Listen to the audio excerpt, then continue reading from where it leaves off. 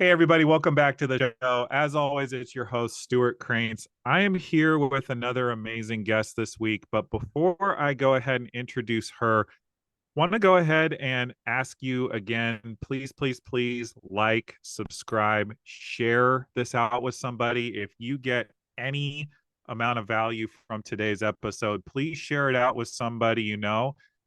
Cost of attendance for this is free. So definitely are relying on you to go ahead and share this out to people so that we can continue to have as much impact on folks as possible out there in the world. And you never know what might be valuable to them. And can't have those opportunities if we don't share it out. Also, if you are listening to this, please go ahead and leave a 5-star review. That is the thing that is going to help us become more relevant in search over there on Spotify. So without further ado, introducing today's guest. This is somebody I'm super excited to have on because I've known her. I think we were 4 years old when we met in kindergarten class, which I won't even tell y'all when that was, but long, long time ago. And she is somebody that has always been a creative mind, creative soul, creative spirit, and just secured her first publishing deal for young adult fiction. And we're going to get all into that. She's an educator. She is somebody that is a stand for the creative arts and creative arts in schools. And children just looking outside the box beyond sports to find ways to express themselves. So without further ado, I want to introduce Emily Bray to the show. Thank you for being here, Emily. Of course. And yes, playing with blocks is the first time I think we ever met kindergarten. Yeah, I think you were better at sharing than I was, if we're gonna call a spade a spade. But I appreciate you for being here today. And I wanted to just jump right in and ask, because people that listen to the show are people with goals, people with dreams, aspirations, and to some degree, you have summited an Everest in a lot of people's eyes, which is getting a publishing deal for an original work, an original fiction work. And I would just love to have you start off by telling us a bit more about your journey as a writer and how you got to this moment. Yeah, so I mean, I have wanted to be an author since we were in fourth grade. Mhm. And I remember kind of somewhere probably in high school, I kind of thought it's probably never going to happen because you're right. It does seem like an Everest. And it definitely seems like something that's never going to happen. And then in college, I actually became a creative writing. It wasn't a major yet at the school that I went to. It was the first year they'd introduced the program. So I was still an English major with a creative writing emphasis. And I did that because I love writing, but also because I was really scared of the regular thesis of doing all that research. And I was never sure when I went to the head of the English department at Willamette, and I said, I think I want to do creative writing. She read some of my stuff and she's like, yeah, I think that's a good thing for you. And I was never sure if she thought I was a good writer or just a really bad English student. So that was amazing. But I actually wrote nonfiction in college. So that's where I thought I was going to go, nonfiction, memoirs. And then I became a teacher. And my second year of teaching, it's like 10 years ago, our creative writing teacher at the school I worked at left. And so I was like, okay, well, I like writing. And the summer before, I was like, well, I should probably get back into doing my own writing if I'm going to teach kids. And I wrote my first book that summer. It is sitting, printed out pages. It's not the one that I've published because probably wasn't very good, but it got me back into it. And then I just fell in love with writing again. So I've written 5 young adult fantasy books, and the one that I am most proud of is the one that's going to be published in October. So it's coming out soon. Yeah, well, we'll definitely get into the book that is coming out later on in the show. But what I heard you just share, Emily, is that this has been a dream of yours for a very long time. We're talking 20 plus years if y'all care to do the math. So just wanted to ask, it's difficult for people to hold on to a goal. I like to say on this show that life tends to happen. Like we have our goals, we have our dreams, and then life brings us circumstances and limitations and all these things that we get to deal with, and we get knocked off the course. How have you been able to stay persistent in the act of writing and seeing this through over such a long period of time? I mean, it is definitely anything creative. You get told no a lot, and it's something that you kind of have to get used to. With being told no, I'm not interested, or it's good, but like whatever. I think we're also our own harshest critics. So Mhm. sometimes just even thinking like I can't ever share this can be really, really hard.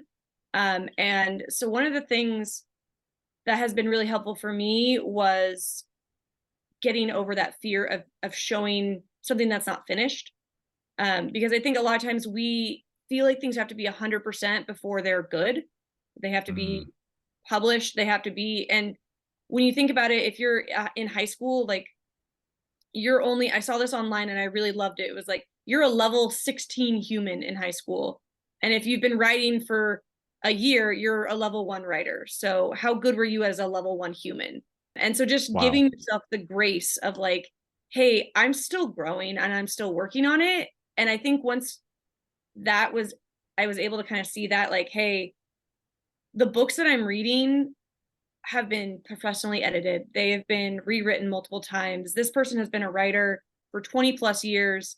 And I'm still growing into that. And I think that was a huge step of like recognizing that the dream wasn't going to happen automatically. It wasn't going to happen like one day you write something perfect. There's steps that you have to go through, and you can't compare someone who's written 30 books over their lifetime to your first draft. And I think sometimes we get stuck in that first draft of like, it's not good enough. I can't, why bother doing a second one, or why bother doing a third one? Um, because it just feels like, what's the point? And I Mhm. think you're right. Like circumstances in our lives happen, and it's so easy to be like, well, it wasn't good enough. I'm just going to put that down and then just not come back to it. Yeah. Yeah, and thank you for sharing that. What I love that you shared about is that your first book is not the one that is getting published. Tell us a bit more about what the process of getting published specifically has been like and how you have persevered through all the rejection. Yeah, so there's a ton of ways to get published now in the world because of technology and things. And there's self-publishing, which is I think sometimes looked down on, like people just can do it, but it's gotten a lot better than it was maybe 10 years ago. Then there's traditional publishing, which is where you first have to get an agent. So first you have to send out query letters to hundreds of agents, and most of them you'll never hear back from. Mhm. And the rest you get like a no thanks email 6 months later that you've forgotten you even sent it to them. And then once if you get an agent, then they go and get a publisher. And so what I actually did was I skipped the agent step. I mean, I sent queries out and I got a lot of those no emails, but I actually started going to directly to small independent publishers. Mm. Um, and that was actually on advice from someone you recommended to me. But what happened there was then I could talk directly. It skipped that middle step, and I still got a ton of no's. But so this small publishing company reached out and they were interested. And there's like 4 people that work there. So I've been able to talk to the editor, the like all of the people. I know their names, and that's been really awesome. And something that was really important for me with publishing, I think at first, was I wanted to do traditional publishing because I wanted someone to tell me my book was good. Mm. Tell And me more about that. yeah, I feel like a lot of times with creativity and all of, we feel like we need outside verification that like what we're doing is good, and that we are creative or we are smart or whatever, and we need that external validation. And I think as I started thinking about like why I was writing and why I wrote my book and what I wanted, I didn't want a bunch of people in a room to tell me I was the best. but I think that's leftover, from growing up of like, I want to get all A's. I want to get into a good college. I want to, put all these things on my college application letter. I want to get the best job. But then I started thinking, like, what do I really want? I was like, I want my students to be able to read my book. I want them to see that you can pursue a goal and get there. And I really like the message. So it's like I wanted that to live in the world somewhere more than I felt like I needed a random person from the internet to be like, good job, you're so smart. And I think that's a big mindset change for me, because I was always the kid trying to get the A's, trying to get the gold stars. And so I kind of had to step back and be like, why am I trying to chase a gold star from everyone? Like, not everyone's going to like what I like, and not everyone's going to appreciate it. Yeah, thank you for shedding some light on that as well. And I am a self-professed recovering and maybe always getting to be intentional about why am I doing what I'm doing? And is it for me? Is it actually fitting with my vision and the life I want to create for myself? Or am I trying to satisfy somebody who probably doesn't actually care a whole lot? And you spoke about it a bit, and maybe just to tie it all together, you talked about the perfectionism that goes into a lot of creative pursuits for people, that feeling of I can't share this with the world, I can't submit this to a publisher if it's not perfect. And I'm curious what your thoughts are between the tie of perfectionism versus that needing to be liked that you were speaking about. Yeah, I think as someone who has anxiety and has been kind of compensating for that their whole lives by trying to be perfect and having an amazing, wonderful, my best friend, older sister who is a genius. So I think I've been chasing that for a really long time of like, I don't want to show something and see people see me struggle. And asking for help was seen as like being kind of weak. And I think Mm. that is such an important lesson to learn that it's not, because we do need help at times, and we do fail at times, and sometimes what we write is crappy and what we make is not good. Mhm. um, and I came across this quote that I put up in my classroom, and I first put it up for my kids, but now it's like my quote, which is that failure is a bruise, not a tattoo. So John Ooh, Sinclair. let's go. Isn't that a I'm great sorry, quote? by I love who? that quote. John Sinclair. Love it. That's And I amazing. think it really speaks to like, I think sometimes when we try to like talk about failure, we're like, oh, it's okay, it's a learning process. Like, failure sucks. It hurts. Right. Like, and I think that's what I like about that quote is it's like, yeah, it's temporary, but it still hurts. And it's still something. But I think one thing I was telling my kids this year when I was introducing the quotes on my wall, I was like, but you can only get bruises if you try. Like, if you're out Mm. there actively doing stuff, you're going to get bruises, like in practice for sports. But if you just sit around and do nothing, you're not going to get the bruises. You're not going to learn anything. It's just part of the process. And so I think kind of getting that of like, hey, I got bruises all the time when I was playing sports.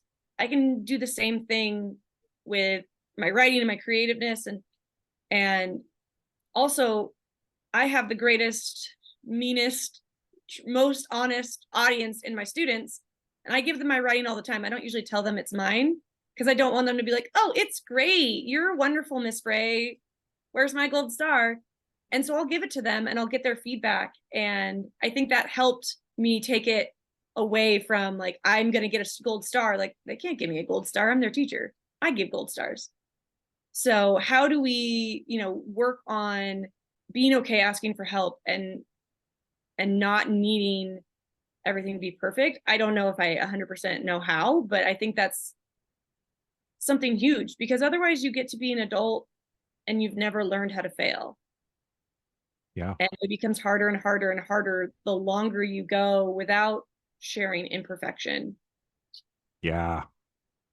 Yeah. 100%. And I actually want to acknowledge something that you just said, which you basically, as somebody who is writing young adult fiction, young adult fantasy in your case, you actually created a system for yourself, it sounds like, where you were able to create a lot of feedback for yourself with the students that you had, that you were teaching, that you were Yeah. working with.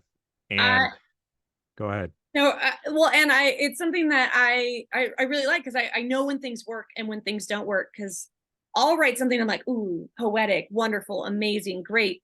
And I'll give it to students and they're like, I literally had one student as their comment, right, is this author on crack? And I was like, Ha. oh, apparently this did not work. And so sometimes making sure that like my voice isn't becoming too adult. As you know, someone who's 30, 32 now, you know, I'm not a young adult anymore. And so making sure that they're listening and it's great because I get a lot of feedback. And I'm actually always looking for people who want to share some of their writing with kids because they need to see things that aren't published books. Because Mm. it's great to look at published books for them, but then I don't want to create the idea that like this is what your writing should look like right now on the first draft when you're a freshman in high school because they're not going to look like the Lee Bardugos and the, you know, those great authors that we all know. First draft with no editor, you know, like year one of creative writing. So I love to give them early drafts of things so that they can see that there's a process. Yeah.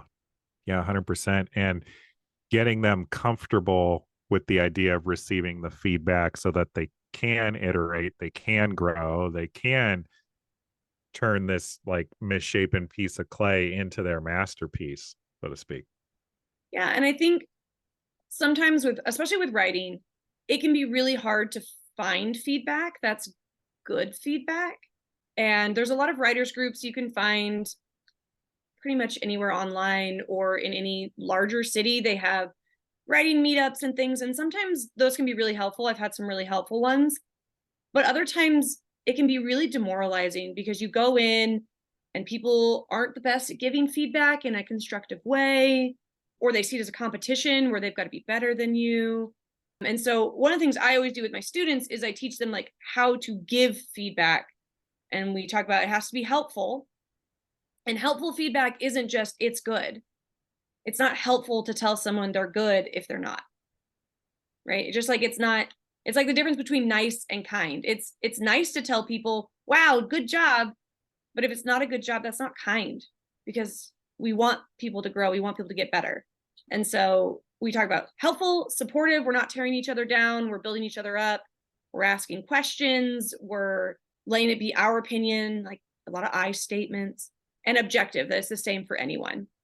And I think when we go through that and we really talk about what kind of feedback we want, even out in the world, like, hey, this is what I want feedback on, it can really help get us the feedback that we're really looking for. Because I think sometimes, I think feedback is a gift, Hmm. but I think that not all feedback is the same. My mom reads all my stuff first and she tells me I'm a smart little girl and isn't she so proud? And that's great for my ego, but it doesn't actually help. And Yeah. so it depends on the feedback who you should go to. Like my sister instead will call me and say, "Do you have 3 hours? I have some notes." And while it's a lot more helpful to get better. So it's finding the right kind of feedback and setting that feedback up, I think is really important for anything creative because whether it's painting or whatever, because when we aren't clear with what we're looking for, we don't usually get something helpful. Yeah. No, 100%. And for that reason, y'all, like, no matter what you're pursuing, I recommend, and I'm sure Emily would agree and correct me if I'm wrong, but finding mentors, finding coaches, finding communities that can help you grow. To me, it's that adage of not wanting to be the smartest person in the room, because when you're in that environment with people that have the knowledge, have the expertise, you rise to that level. And I acknowledge you for creating a group setting in your classroom where students are encouraged to pull each other up, support one another, get them to rise to that occasion. And, you know, I I know you referenced her before, but Darylise Lyons, who has been on this show, that's why I wanted to connect you guys, I think a couple of years ago at this point, and Hmm. I'm definitely going to make sure she knows that that was well received. And, these are her results, so to speak, that, you are now soon to be a published author. Something that I wanted to touch upon, again, you mentioned it, and there's so much that I feel like I'm getting out of this conversation, but you talked about putting yourself out there. Yes, you're going to get bruised, but you're also not going to live your life necessarily if you don't put yourself out there. How do you create that level of vulnerability? Because in my experience, putting yourself out there in that way, especially presenting something that you yourself have created to the world for the world to see and comment on, how do you create that level of vulnerability with your students? And how is that replicable for people listening to this show? Well, I think that being vulnerable is really, really hard. And I know Mhm. that like I think I have over 1,000 followers on TikTok right now. And every time I go to post a video, I'm like, who cares what I have to say? Like who gave me this authority? And I'm like, I guess 1,000 people on TikTok did. Um, and I also just I try to stick with my values of like when I'm sharing things about me and sharing my thoughts and things of like one, like what is it like everything has to be something that I truly believe. Mhm. I try to stick to my morals a lot of like who I am as a person. But truthfully, like being around teens has made me more open because I see them struggling. And I remember who I was at 16, 17, and thinking like, I wish someone had told me a similar thing. And I wish someone had been open with me that was an actual adult. So I'm always open with my kids. I'm open with them about the fact they have anxiety and depression. I'm open with them about my ADHD. And I'm open with them when I'm like, this sucks. Like we were talking earlier before we started about how I cannot spell to save my life. And I'll be writing on the board. I'm like, is this right? And I think that all of our lives, we've been told that we have to be the smartest one in the room, Mhm. that we are all competing against each other. And I think, I mean, maybe it's our generation as millennials that I feel like we were told, if you don't take every AP class, if you don't get all A's, if you don't take an extra science class, you're never going to get into college. And I think about how that made us take anatomy our senior year together, and we Yeah, hated that class. we sure did. That was We not a great class, y'all. we hated that class, and because we weren't interested, we that wasn't what we were good at necessarily. It wasn't what I was good at, but because we had this fear of like if we're not the best, we're never going to make it. And I think that that's not true, but I think that's what was told to from us from adults, like because they were trying to be helpful. They weren't trying to give us anxiety, but that's what the adults kind of, being helpful. They're like, hey, let's make you the best. You can do this, right? Like you can be the Pokemon master, right? You can be the best there ever was. And I see that sometimes with my students, and their mental health is, especially after COVID, tanked. Mhm. So like I'm really open with it, and I see them relax, and I see them taking care of themselves, and you know those things more, and then it's just like that feels good, and then you do it more, right? So being vulnerable, it's still really hard to share things with people my own age. And I think part of that is because when you're talking to teens, it's like they're growing, they're learning, and you're still sort of the expert because you're twice as old as them. But when you're talking to people your own age, it can be really difficult to share what you're thinking, and creative things, because there's still that competitive nature, even though we've long since graduated high school and college Mhm. and had families and all of those things. It still sort of feels competitive, and that I Mhm. think is a mindset I'm still trying to shake. And I don't know if that's from my sport days or what, but it's like thinking of everything as like a competition is something that I Yeah. think is something that I'm still really working on so that I can be more vulnerable. Yeah. Yeah, and thank you actually for being vulnerable and sharing all that, that this is still an area of growth for you. And, it is for me also. Like, I find myself with this show getting caught up in like, okay, how many people have listened to this episode? How many subscribers do I have? Who can I get on the show next? And like, how big of a name can I get? And I think what has served me over and over again is getting reconnected to why I'm doing this in the first place.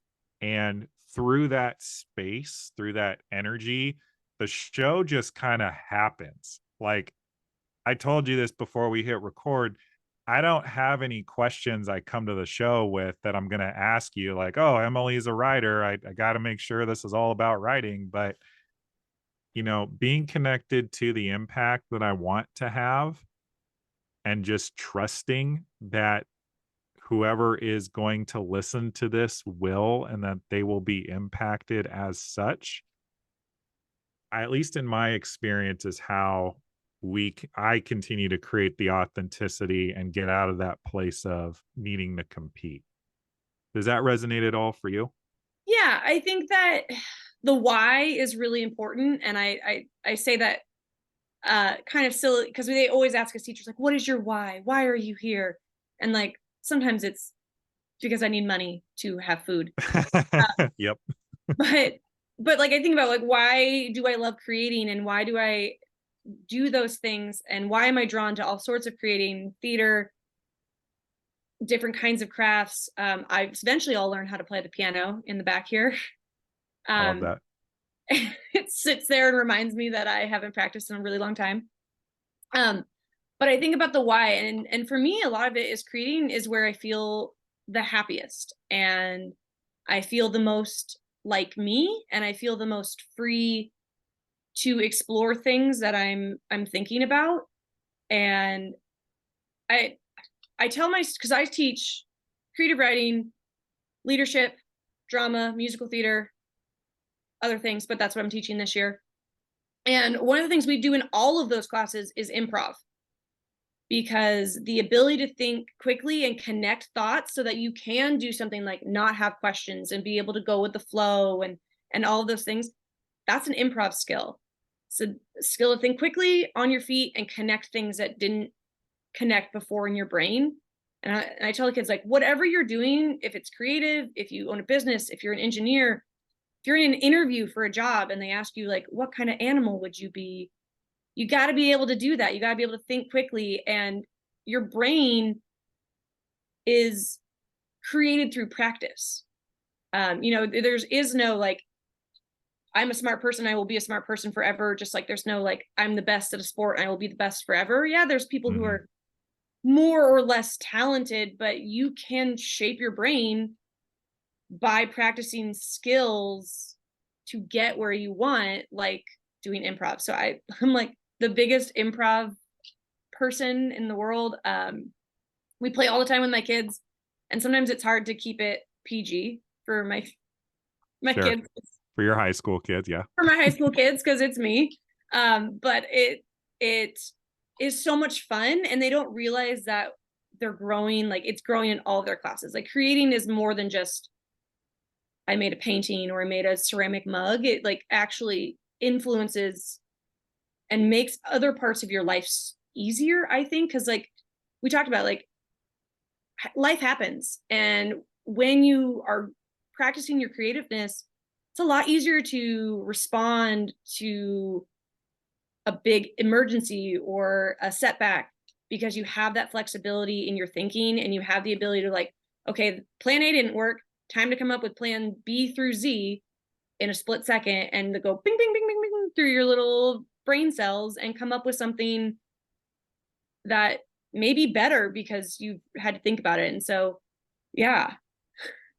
Yeah. No, no, absolutely. I think this is why people like LeBron James, who are at the pinnacle of what they do, spend $1 million a year on personal coaching.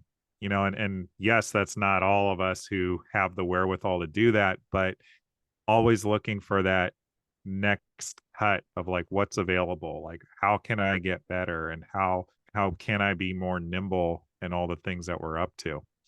And going back to something we spoke about earlier, y'all, for you listening, who are you surrounding yourself with? Like, are you surrounding yourself with people that are going to push you up and prop you up, or are they pulling you down with their ways of being? Like, are they giving you feedback to help you grow, or are they indifferent or even apathetic towards where you are and where you're at with your goals? And so I want to transition this conversation a little bit because I do want to make sure we tell them about your book.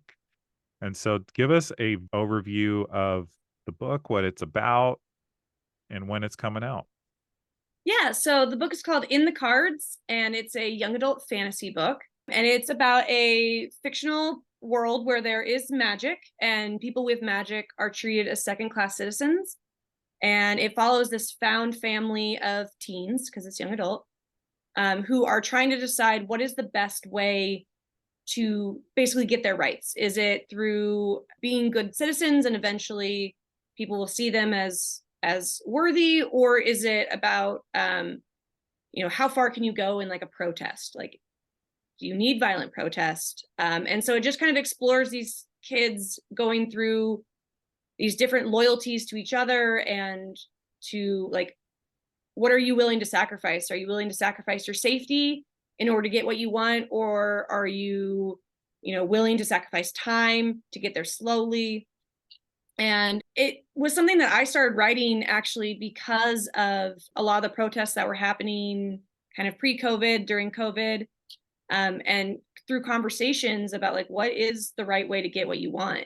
And how do you do that? And so it was fun to explore that in a fantasy world and through the eyes of teens who are seeing that happen in the world right now. What do you feel like are the lessons that you learned from writing a piece of fiction that is topical and is somewhat related to current events, or at least will resonate with people on that level? I definitely realized that, and through my own also processing of like, I'm a white person, I am a middle class person, I'm a straight person, all of that, of like my own privileges. But thinking about some of the things that I kind of came into at first where I literally thought one character was going to be more correct. And as I wrote the book, I was like, he's wrong. I Mm. I don't believe that anymore. And so I think it was a really nice way to process some of the situations, because getting to write from both sides, really had me step out of my own echo chamber of like, this is what I believe and this is what I think, and look at it from another point of view and go, well, actually, they have a really good point. And I think that's something that I learned of like, I really need to make sure that I am looking at things from both sides, because I think everything is so politicized, polarized right now, and it can be really hard to look at something from another person's point of view. I think it's a beautiful metaphor for when we open ourselves up to other people's experiences and other people's come froms. Maybe we don't necessarily agree with them, but we stop demonizing them on the other side of that line. There is somebody that I have been acquainted with, I would say, don't know them super well. Uh, his name's AC Folks. He's pretty big on LinkedIn, is a top voice in the LGBTQ plus community. And he always says it's hard to hate up close. And so I think it's a really powerful metaphor. And for that reason, I'm super excited to not only get your book, but enjoy your writing and celebrate you as a published author, knowing that this has been a goal of yours for such a long time, Emily. And when is it coming out and how can people pre-order? So it's coming out on October 3rd, but it is available for pre-order on Amazon and Barnes and Noble. I think right now you can only pre-order the hard copy, the physical copy, but it will be also electronic as well for people who read on Kindles and all of that. I think the pre-order might, I don't know when that's coming up. Technology, you know? Bare minimum, y'all, will make sure the link is available below so you can pre-order your copy as well. Definitely check Emily out. Again, I have had the privilege of reading her writing. Super excited. I will be tearing it apart, just devouring it as it becomes available. So, lastly, before we head out, what are the best places for people to connect with you, Emily, so they can connect with you, get to know you better, and follow you on social media? Yeah, so on social media, I'm most active on TikTok because I'm hip with the children. And both TikTok and Instagram, my handle is the same. It's emily.k.bray. And then I also have my website, which is emilykbraywrites.com. And I also have Awesome. on my website, I also have some free creative writing lessons and some teaching stuff on there as well. So check that out. All of this, y'all, will be available in the description below. So be sure to check it out. Please connect with Emily. Let her know what your biggest takeaways were from today's episodes. And y'all, I want to know what your biggest takeaway was too. So let me know. We'll connect with you in the comment section below. Emily, the final question I have for you, I ask this of all of our guests. What are you acknowledging yourself for today? I am acknowledging myself for all the work that I had to do during COVID of teaching online so that I was super comfortable having this conversation with you today. So, all that work pays off in the end. I love it. I love it. You never know when you're setting yourself up for future success, y'all. So, this has been the show this week, guys. Your inside track to success. We will be back next week with another awesome guest for you to learn from. Again, thank you all for being here. We'll catch you next time.